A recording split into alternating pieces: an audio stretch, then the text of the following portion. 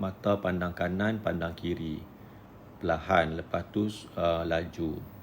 Kemudian fokus pada jari itu ke depan dan jauh dan dekat. Kepala maknanya kita letak jari kat depan, kemudian kita pandang jari itu, kepala pusing kanan dan pusing kiri.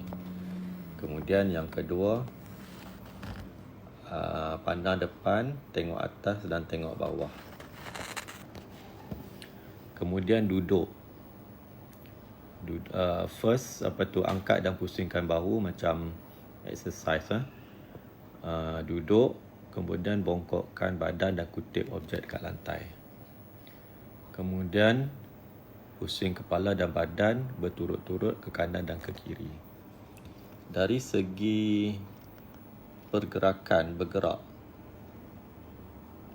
bergerak mengelilingi satu orang di tengah, dia akan melontarkan sebiji bola kepada anda dan anda akan lontarkan semula. Yang ni biasanya kalau pening ataupun vertigo tu dah better lah, dah tak ada masalah.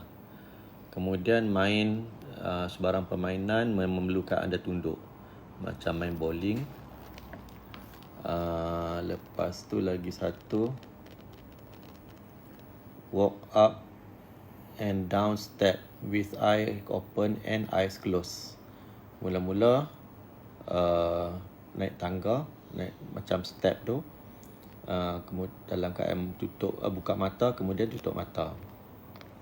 Kemudian jalan keliling bilik dengan mata terbuka dan mata tertutup.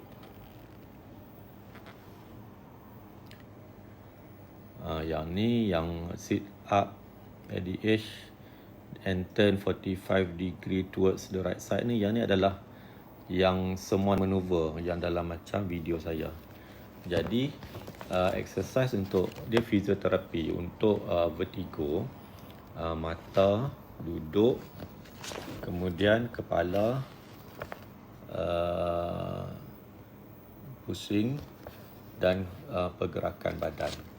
Dan lagi satu ialah kalau dekat fisioterapi biasanya dia orang akan suruh kayuh basikal dan lagi satu letak macam ultrasound dekat bahagian kepala. So ini semua sangat-sangat membantulah. Fisioterapi ni ialah untuk semua kebanyakan vertigo yang disebabkan oleh vestibular neuronitis, Meniere's disease. Tapi kalau yang BPPV, exercise dia ialah someone maneuver macam dalam video saya buat.